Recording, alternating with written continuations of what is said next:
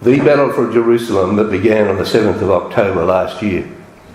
And really this is a huge turning point for our world. But first of all, I'd like us to watch about a 2-minute video, which is really a beautiful video and quite inspiring.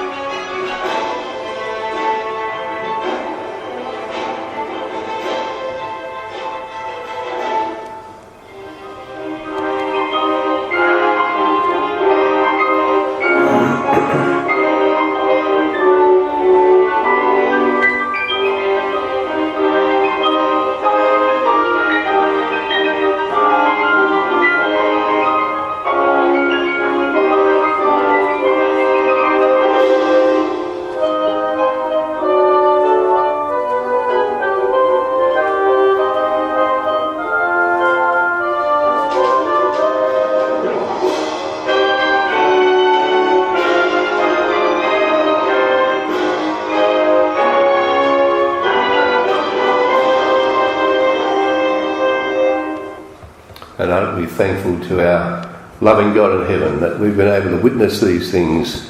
Well, some of us here have witnessed it since 1948. Probably a few, many? Yeah. I've got to say I was there, but I don't actually remember. But marvellous things, of course, and what a beautiful miracle it is, and what a wonderful picture there is there of this marvellous work of God with his nation of Israel. But what a struggle it has been. And nevertheless, God is looking after his people. He that scattered Israel will gather him and keep him as a shepherd doth his flock. And dear brother Thomas saw all these things well in advance, as we know, 100 years, in fact, before the nation became such in 1848. Our brother Thomas saw all these things happening and gave all our brethren and sisters in those days hope, and we're seeing it all now. It's actually happening before our eyes. For the Lord hath redeemed Jacob and ransomed him from the hand of him that was stronger than he. Well, all this, of course, is preparatory to the return of our Lord Jesus Christ, and I'm sure we're all very confident that that day is not far away. And I think we're going to give you some very good reasons this afternoon as to why we can be absolutely confident that we are in this very last time before our Lord will be here. And it won't be long after that he will say, I was wounded in the house of my friends. There will come out of Zion the deliverer, and shall turn away ungodliness from Jacob. For this is my covenant, the promise that will never be retracted. The wonderful promise of the future of Israel and the Lord reigning from Jerusalem, and us, we pray, there with him in that marvellous day. Well, the day the world changed. I think we could probably even say the day the world has changed forever. This is a remarkable turning point, and I think we'll see that as we look in more detail this afternoon about the way the Scripture has foreshadowed these events and where they're heading, and why we are now, I surely believe the Scripture is telling us, beyond the time of the end. That's an interesting thing, isn't it? It's an interesting thing to say. Beyond the time of the end. To a time that the Bible calls the end of the days, or the end of the world. Because the things that are happening in our world today are precisely predicted in those terms in the Scriptures we shall see this afternoon. So, what a terrible, terrible thing it was. Horrendous what took place on that particular day. And of course the name given to the project by Hamas, the terrorists, was Operation Al-Aqsa Flood. The reason being that everything is centred upon Jerusalem.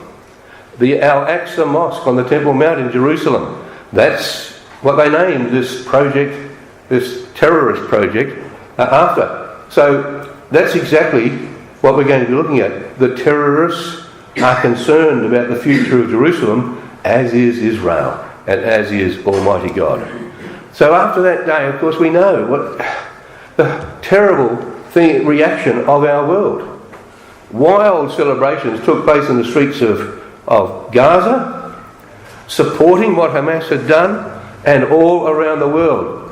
Most terrible, I think, really was what happened in Sydney, and of course in other cities around the world. And terrorists, male and female, you can see there, one handling a gun. All these people so supportive of what Hamas had done, and still so.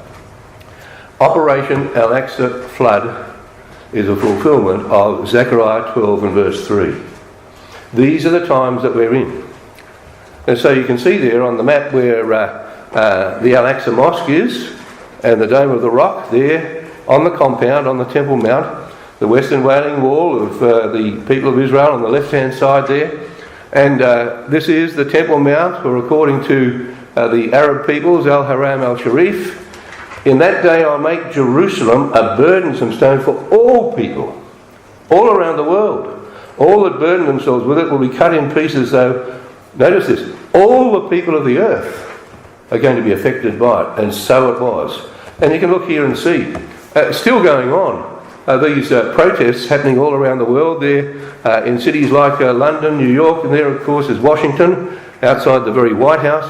And on the map you can see, with all the orange spots, everywhere that within days protests began to erupt all around the world. We weren't any in Russia or China, by the way.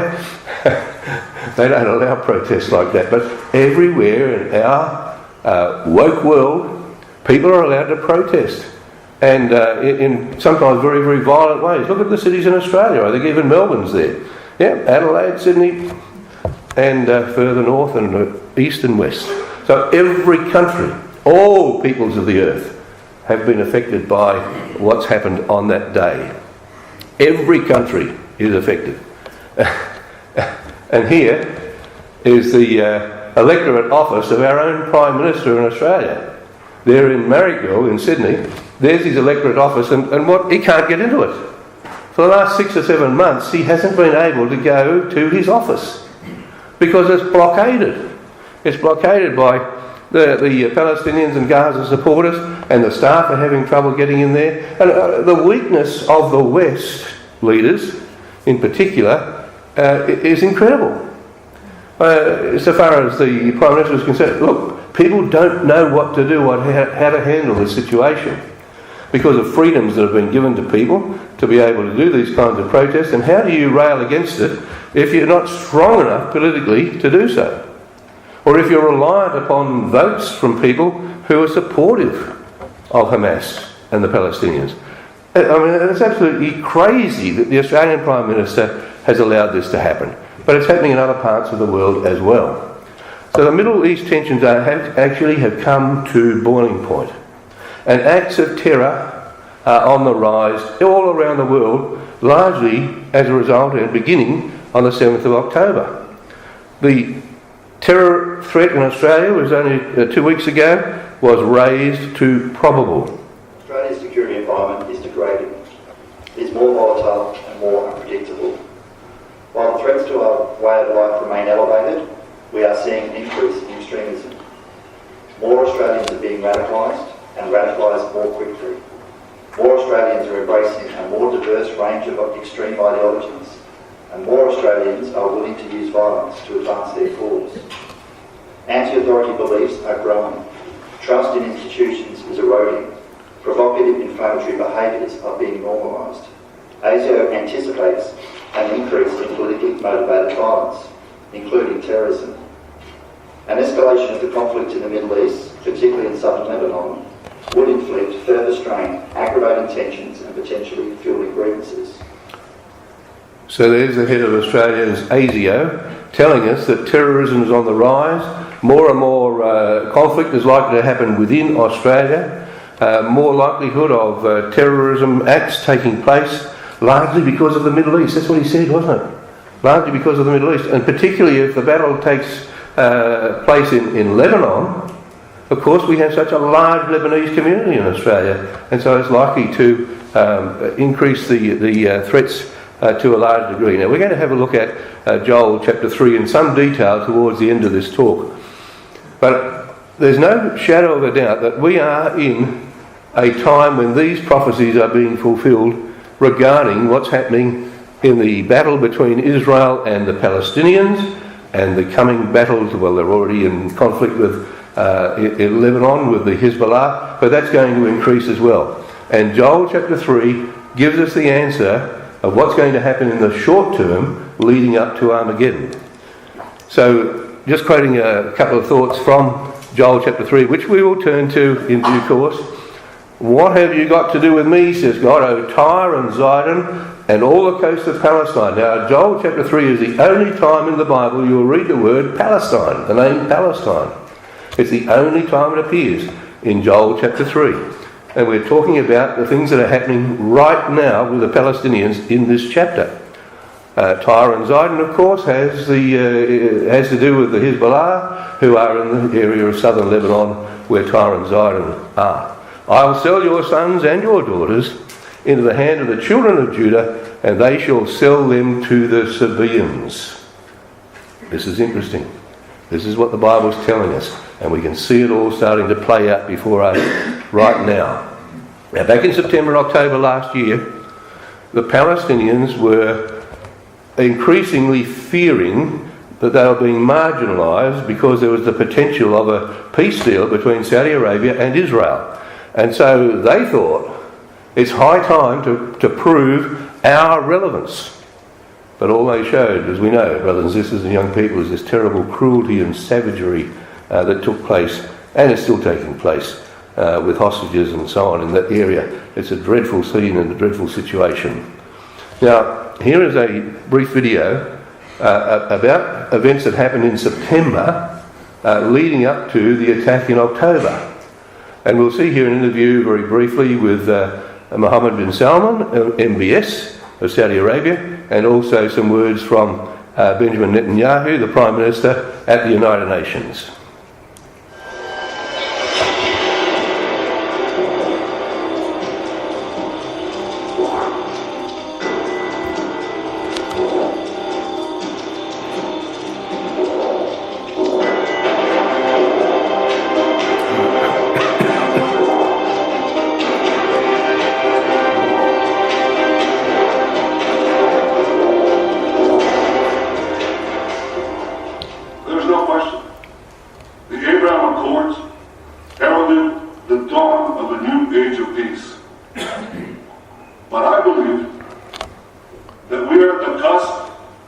of an even more dramatic breakthrough. And the Saudi Arabia. But I also believe that we must not give the Palestinians a veto over new peace treaties with Arab states. What would it take for you to agree to normalize relations with Israel? For us, the Palestinian issue is very important. We need to solve that part, and we have good negotiations continue till now. We gotta see where it will go. We hope that it will reach a place that will ease the life of the Palestinians and get Israel back as a player of the Middle East. So do you think, if you were to characterize it, are you close? Every day we get closer. Are you?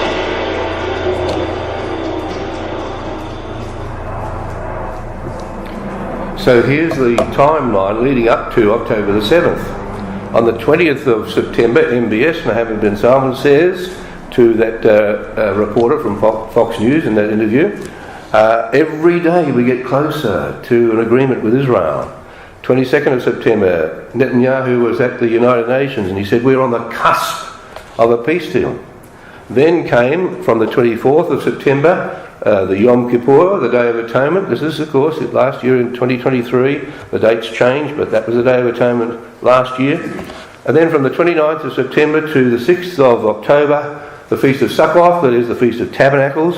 And then the day after the Feast of Tabernacles is a feast that we mightn't have heard a lot about, but this is it. It's a day of rejoicing called Simchat Torah, which begins the new Torah annual reading cycle.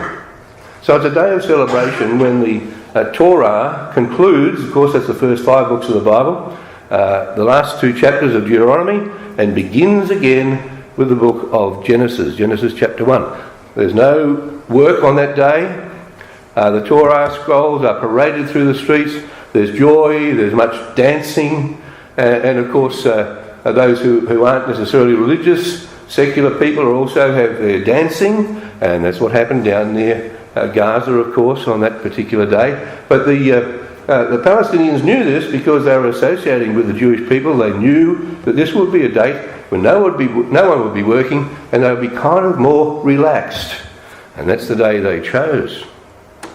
So on that day, Israel was celebrating, or due to celebrate. Part of the day, of course, the celebrations were already happening. This Simchat Torah, which means the joy of God's word. It's a wonderful day when they read the last part of Deuteronomy and the first part of Genesis once again. They, all around the world, they celebrate this completion of their readings and the beginning of the new. And in the Holy Land, they march down the streets traditionally in song and dance. That's what they are all doing the evening before, because it starts, as we know, the day starts over there at sundown. And by the time dawn came, they were under this terrible attack on October the 7th. This is what they read, part of what they read. Deuteronomy chapter 33 and the early verses. This is the blessing wherewith Moses, the man of God, blessed the children of Israel before his death, and he said, Yahweh came from Sinai and rose up from Seir unto them, shined forth from Mount Paran. He came with 10,000s of his saints, and this is their celebration of the law. From his right hand went a fiery law for them. He loved the people, all the saints were in his hand. Every one shall receive of thy words. Moses commanded us a law, even the inheritance of the congregation of Jacob. That's the beginning of Deuteronomy 33 that they read on that day. Then there are the blessings of the various tribes. In Deuteronomy 33, it's different to Deuteronomy 28, where there are blessings and cursings. They're just blessings for each of the 12 tribes. And then they come to the conclusion of the chapter, and the conclusion of the chapter goes like this. The eternal God is thy refuge, underneath are the everlasting arms. He shall thrust out the enemy from before thee and say, destroy them. Happy art thou, O Israel, who is like to thee, O people saved by the Lord, the shield of thy help, and who is the sword of thy excellency. And thine enemies shall be found liars unto thee, and shall tread upon their high places. I think there's a reason why Israel responded to Al-Aqsa flood with the title of their operation, Operation Swords of Steel. Swords of iron, swords of steel, depending on how the Hebrew is translated. But most of them call it the Operation Swords of Steel. The sword of thy excellency. They, of course, believe that God is with them in this operation against the Palestinians. So the same day then, on the same day, there's a new beginning. They read Genesis chapter 1 through to chapter 2 verse 3. In the beginning, God. It's a new beginning for them. And I think really, brothers and sisters and young people, this was a new beginning, the 7th of October. It's the beginning of a new era. And nothing's going to go backwards from here. It's all going to go forwards. It's a new era for Israel and their situation. But on that morning, around about 6:30, 17 hours of absolute unimaginable horror. Absolutely horrendous. We can't talk about it. It was just so horrific what took place at that particular time to the people of God. Look at that family there. I mean, your heart goes out to these people. And we still don't know what's happened to that family and to those little children. The cruelty, the injustice, I can't describe what goes through the minds of human beings that they could do something like that and take those people and hold them for that huge length of time.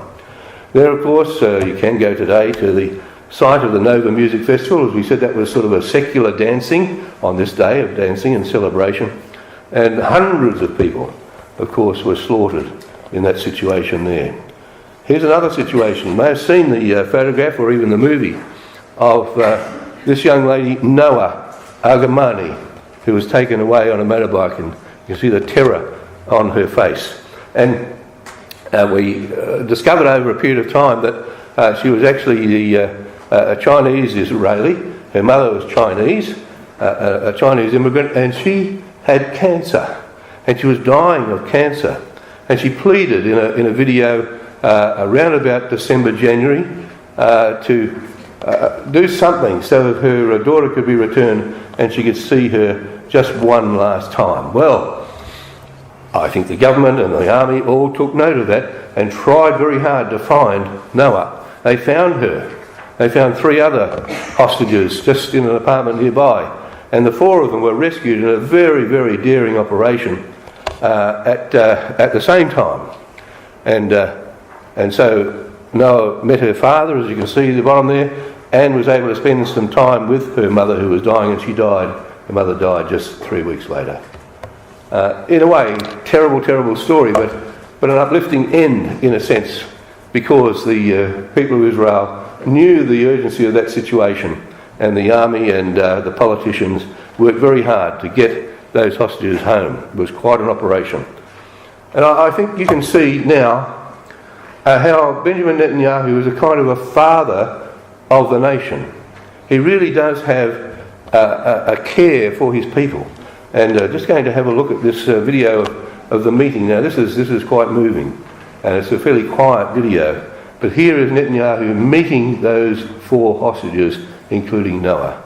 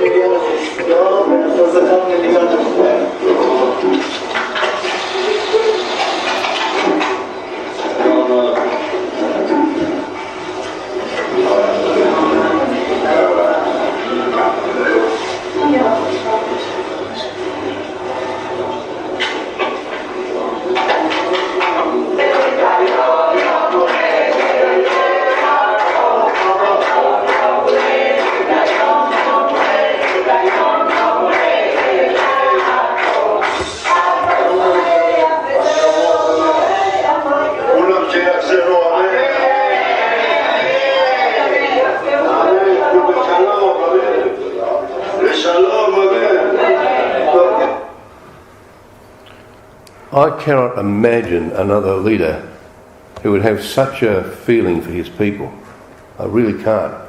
Netanyahu is a man who's been raised up by God for this time. He is a man of destiny, a man of the moment. How many have read the book, Bibi My Story? It's an absolutely amazing book. It was published just before he took the prime ministership role again, just recently. And it's the story of his life and the story of all the background and everything that led up to show he was a man who was prepared by God for the role that he has to play in these days. Not a shadow of a doubt. The Lord looks over his people. He raises up and he puts down rulers. We know that. He is in control, and this is the man that was needed at this point in time. He's born just after the Holocaust, 1949, at the dawn of Israel's independence. His family have been involved in the Zionist movement from the turn of this last century. His father was a professor of history and actually wrote a Jewish encyclopedia. He had huge connections, a very well-educated man, a very wise man, and with great connections. Of course, lived most of their time in Jerusalem, some of their time in the United States, and therefore Bibi could be educated in the United States very well, so he can communicate. He's raised up for the purpose. Not only that, he knows the terror of hostages. He himself was involved in rescuing some hostages in Lebanon and was wounded at the same time. His own brother led the Entebbe raid to rescue hostages there and was killed. He has a feeling for his people.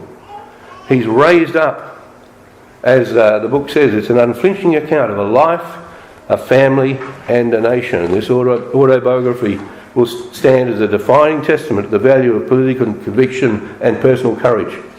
And if you manage to get hold of this book, you won't be able to put it down. I couldn't put it down, except that it's more than 700 pages long, and you've got to put it down sometimes.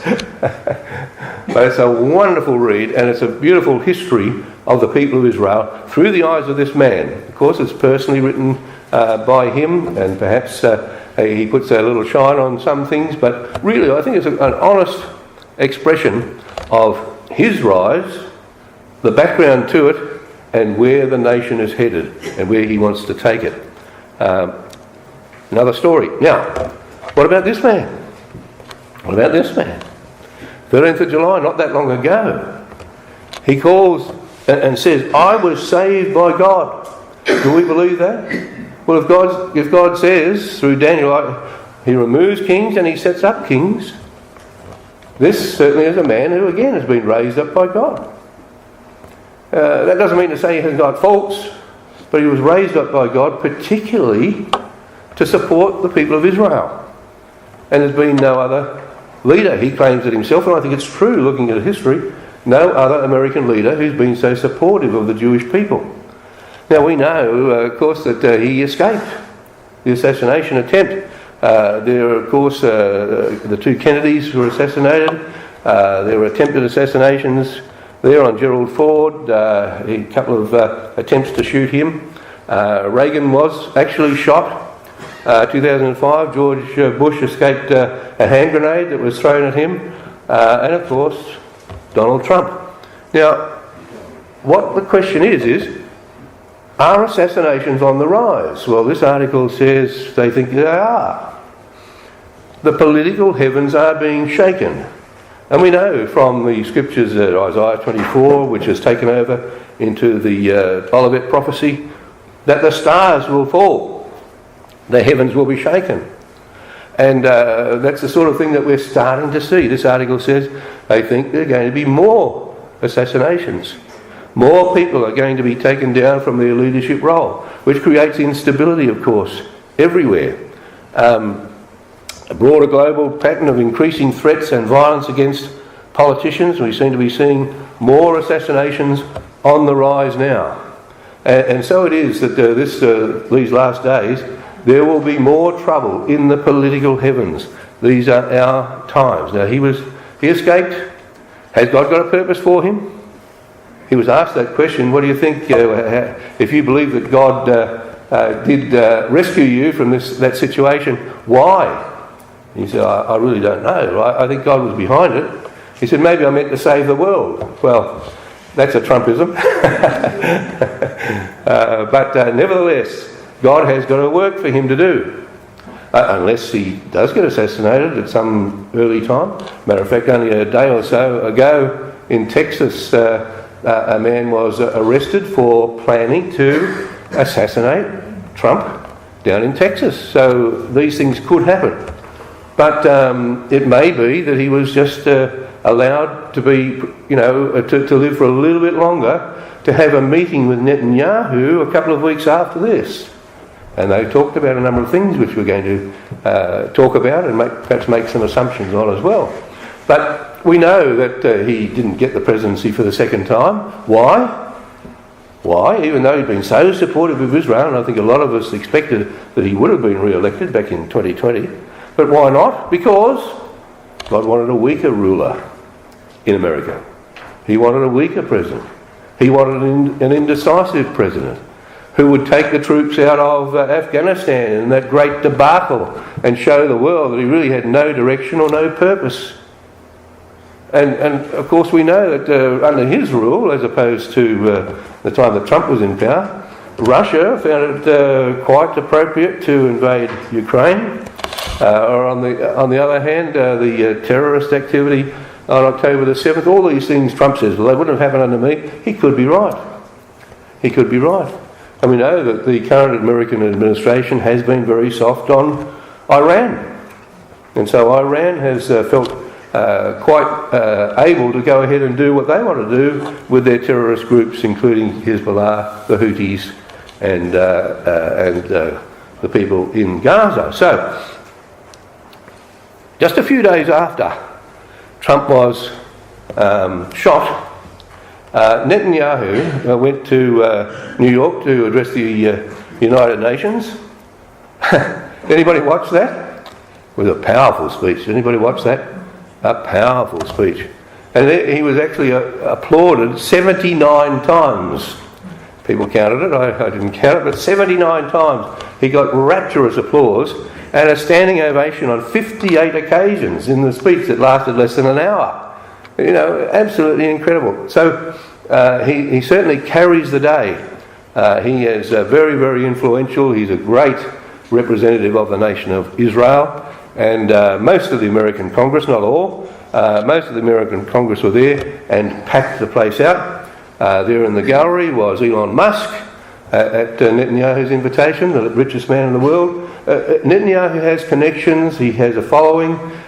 He's able to achieve quite a lot for the people of Israel. That's God's plan, no doubt about that. Also there in the audience was James Packer, who is the Australian who lives in Israel next door to Netanyahu on the seacoast there near Tel Aviv. Again, there are lots of connections that Netanyahu has made over the years that no other Israeli leader could have done. So this is the man of the moment. And of course, Trump was very supportive. And whilst they didn't get on too well for a little while there, when Netanyahu accepted that Joe Biden had actually been elected president, and Trump didn't agree with that, they get on very well, and they made it up if they had to make it up. When Netanyahu went down to visit Trump in his compound in Florida, Mar-a-Lago, 2 days after he'd been addressing the Congress in New York. So Netanyahu went down to Trump's place there, very palatial, and they had a 2-hour meal and a discussion with some fairly heavyweight people. Trump was interviewed by the media just before they sat down to have their meal together, and he reminded everybody that yes, he was a strong supporter of Israel. He recognised Israel's sovereignty over the Golan Heights, the mountains of Israel, we might say. The embassy was moved to the capital, Jerusalem, which previous presidents had suggested they would do, but didn't do it. And of course, the Abraham Accords, fantastic outcome. But then he was removed, and Biden took over. But what did they talk about? What do you think they would have talked about at the dinner table? Trump's just been assassinated. They're going to talk about assassinations. And actually Trump mentioned the fact that when I was president, he mentioned to the media who were assembled there before they went into private discussion, he said, during my presidency, we took out ISIS, we took out other important people. Well, they certainly did diminish the power of ISIS during the time that Netanyahu was president. He didn't start any new wars, and that's well documented. But what did he do was he attacked the stars. So the stars fell from heaven. And that, of course, disrupted the people that he authorised assassinations or, shall we say, removals. He was the head of ISIS, al-Baghdadi. He was killed in October 2019 when the American troops closed in. This is during Trump's presidency. And he let off his own suicide bomb, and that diminished the influence of ISIS, along with other activities against the terrorist group ISIS. Also during his presidency, the famous General Soleimani of Iran was eliminated. Israel doesn't like to use the term assassinated, especially when it relates to not very likeable people. They're eliminated. Israel uses the same terms, don't they? They're eliminated or they're neutralised. In early 2020, the General Soleimani, who was the top promoter of terrorism on behalf of Iran, and then the head of the nuclear program of Iran was assassinated. And this was the way that Trump dealt with things. That was to organise to take out the heads of the groups. So, as we said, the Qasem Soleimani was taken out in a surgical drone strike, 3rd of January 2020, and then later, on the 27th of November 2020, not long before Trump, of course, left office, Fakhrizadeh, who was the chief nuclear weapons scientist on the Iranian program, was actually assassinated by a satellite-controlled machine gun using artificial intelligence developed by Israel. Absolutely incredible. We'll talk about that a bit more in a moment. Now, Mohammed bin Salman, of course, is the arch enemy of Iran, or it's vice versa, and Netanyahu, of course, they need to deal with Iran in some way or another. When and where did these two men first meet? Now, this program of that they're still working away in the background of bringing together a peace agreement between Saudi Arabia and Israel has been going behind the scenes for some time. And as we said, Netanyahu speaks to the United Nations, NBS speaks to the Fox News reporter and says we're getting very, very close to peace. And I think this is one occasion where you could almost say, well, there was a peace and safety cry. And then sudden destruction came on the 7th of October and put all that behind. In any case, I think there's probably numerous occasions or numerous applications of the peace and safety cry. This was one. Now, on the 22nd of November 2020, just 5 days before that nuclear scientist was assassinated or eliminated, 4 men held a secret meeting, a clandestine meeting in the area known as Neom in Saudi Arabia. Crown Prince Mohammed bin Salman has begun building a great futuristic city there in Neom, and he was anxious to show it off. Netanyahu got on a private plane and they met together down there. The project is a vanity project as far as Mohammed bin Salman is concerned, and it's starting to take shape, but it's going to take a bit longer than perhaps he thought. But he sees it as creating a bridge between Saudi Arabia and Jordan and Egypt, and possibly, if Israel comes on board, Israel as well. So this is the location of Neom, and you can see the red line there. That's the living city. That red line stretching from the edge of the Gulf of Aqaba, well inland, is 170 kilometres long, and that's to be a city that's 170 kilometres long and only 200 metres wide from here to the street, roughly.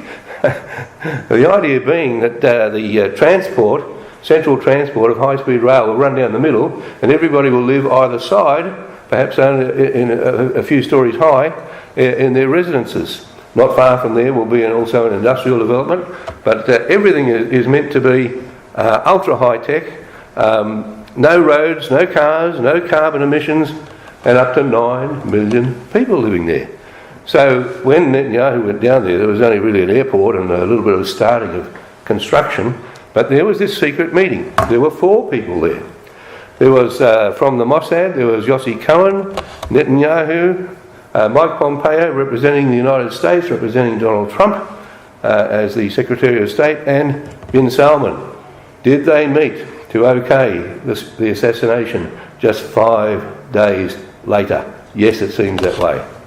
So Israel neutralised Iran's top nuclear weapons scientists at that time, put their program back years by taking out this man, using a high-powered weapon fired robotically by artificial intelligence, by satellite, from over 1,000 miles away.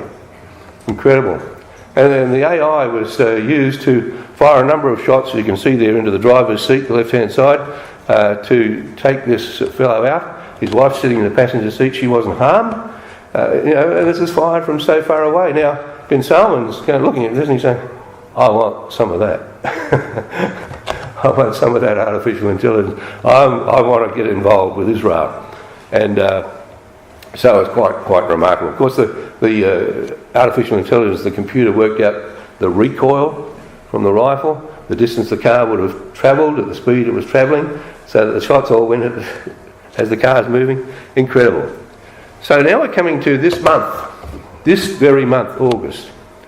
And in August, we know that the 2 important people in the opposition to Israel were taken out. The Hezbollah commander in Beirut and the Hamas political chief in Tehran. And so Hezbollah number 2 and Hamas number 1 in Tehran, they're taken out overnight between the 30th and the 31st of July. And now Yahya Sinwar is in charge of Hamas with his bodyguard. And that, unfortunately, that's the kind of bodyguards they have. Human shields. Children, women, human shields. He's a brutal man, this one, Sinwar, who's taken over now. These are his associates. These are the people who run Gaza. I'd like to meet them on a dark night or even a daylight. That's the kind of people that Israel now has to deal with. And they are very, very ruthless people, no shadow of a doubt about that, running Gaza. Now, following, as we said, Trump meeting with Netanyahu at Mar-a-Lago, just a few days before this, those 2 assassinations, the obvious thing was that they talked about assassinations and how they could, they can forward the program of Israel as opposed to an all-out war where America and Britain are cutting back on weapons supply. So is it more influential and more important to take out some of the leaders? Yes. But the truth is, Netanyahu has stepped up his game, and it all stepped up after he came back from his visit to the United States. He has gone after high-value targets, killing multiple leaders in Hezbollah and killing multiple leaders also in Hamas. But most significantly, he took out the political chief of Hamas. That's significant in itself, but most significant is he took him out in a high-security zone, in a VIP guest house, in a general vicinity where government officials live. It's an impressive array of American force. Take a look at this. F-22 Raptors, F-A-18 Super Hornets, guided missile submarines and destroyers, Tomahawk land attack cruise missiles, and the USS Roosevelt and Lincoln carrier strike groups will now both stay very close in this region. So America is moving more and more assets into the Middle East. The West in general are moving more and more military assets into the Middle East. Prepare war, wake up the mighty men, let them all draw near, says Joel. And Australia is involved. Now Australia is going to take command of the Red Sea Task Force, which is intended to be protecting shipping from the Houthis and other influences in the Red Sea from October. Now, we haven't got a boat there. America asked Australia to send a boat, but Australia said no, but we'll send some of our naval people. And the situation clearly is that Australia, every nation is involved. The West becoming more and more committed in the Middle East. Iran and Israel are currently at a boiling point. The US and Russia have both mobilised in case of escalation, which is looking more and more likely. The US is deploying more fighter jets and warships to the Middle East to help defend Israel from possible retaliatory attacks by Iran and its proxies. So Iran did attack in 2024 earlier this year in April, following a couple of their military commanders being taken out in their consulate in Syria. And they sent 300 odd rockets. Most of them were neutralised by the Iron Dome system, but they certainly still are a force to be reckoned with, Iran, and from the Houthis down south and from Lebanon in the north. Hezbollah, brothers and sisters and young people, is next.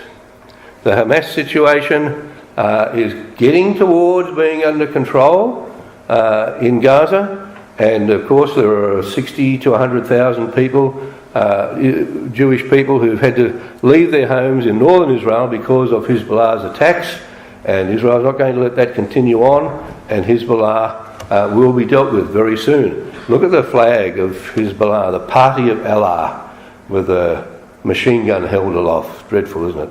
Terrible, terrible situation. So Hezbollah has many rockets. Israel has its Iron Dome. Can it deal with 150,000 rockets? They've got something like 150,000 rockets. And that map on the left-hand side there gives you some arcs as to how long it takes for the rockets to get down to Israel. And if you look at the arc of Tel Aviv, it takes 75 seconds for a rocket to get there, fired by Hezbollah. So Israel has to deal with it, don't they? So the question is, how will we get his MBS to the table, to an agreement, join the Abraham Accords? The futuristic city he plans to build, it won't quite look like that picture there, but that was an early indication as to what it might look like. But in 20 years, the estimated population of Neom, they want it to be 9 million people. Where will they come from? Well, I think there's an answer. The new path to prosperity, and there's Netanyahu addressing the United Nations about the plan to produce a new transport route right through the Arabian Peninsula, cutting out the Persian Gulf, the Red Sea, the Suez Canal, so that the ships would land somewhere near Oman and unload their cargo. It would be fast rail right up to Haifa, that sort of area, and then on to Europe. So it's a big plan, and Saudi Arabia wants to be part of that. I'll leave this slide, the opportunity for you to look at these slides with Brother Phil, and there'll be copies available so you can have a look at that. What are the different advantages for Israel and Saudi Arabia? Saudi Arabia wants security from the US. They also want the nuclear technology, both civil and military, from Israel and America, and they want all sorts of water desalination and other facilities that they know they can get by an arrangement with Israel. The question is now, who is going to control the Temple Mount? It's the Al-Aqsa flood, or it's the Operation Iron Swords, Swords of Steel? Who's going to control the Temple Mount? Will Hamas's Operation Al-Aqsa flood succeed? We certainly don't think so. But they're of course concerned about the Dome of the Rock, the mosque on the top of the Temple Mount. The Dome of the Rock was established in 688 AD, and the times from Daniel chapter 12, which we're going to be talking about tomorrow night, God willing, at Mount Waverley, just a little advertisement for Mount Waverley tomorrow night. We'll be talking about the prophecy of Daniel. The three time periods, all beginning at 688, come to 1948, establishment of the nation of Israel, no more scattering of the people. 1978, free access for all peoples to worship on the Temple Mount, hasn't quite come about yet. And 2023, 1335 years, blesses he who waits. What happened in 1978? the Camp David Accords. The Camp David Accords said all people must have access, so said President Sadat of Egypt, to the city, enjoy free exercises of worship, the right to visit and transit in the holy places without distinction or discrimination. Huge, but it hasn't actually come about yet. Daniel chapter 12, in the last verse of Daniel, Daniel is told, "Go thy way till the end be, for thou shalt rest and stand in thy lot at the end of the days." The end of the days. What does the end of the days actually mean? Is it our time? No doubt about it. As a matter of fact, in Daniel chapter 12 and verse 8, a particular word for end is used. It's not the same as other times, time of the end of the days. It's actually Daniel asking, "O my Lord, what shall be the end of these things? The last extremity of these things." An end that really is the cut-off, the final end. And he's told, 1335 days, blessed is he that waits until that time, and then you will stand in your lot at the end of the days. And Nebuchadnezzar is told in his vision, all this is about the end of the days.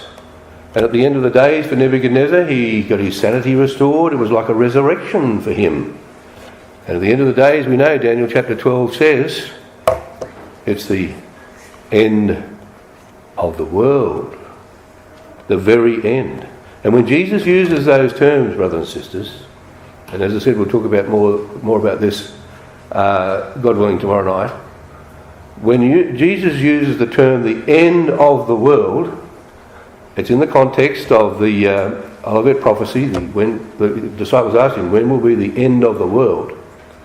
And the end of the world, he says earlier on in two parables, the parable of the tares and the parable of the fishing net.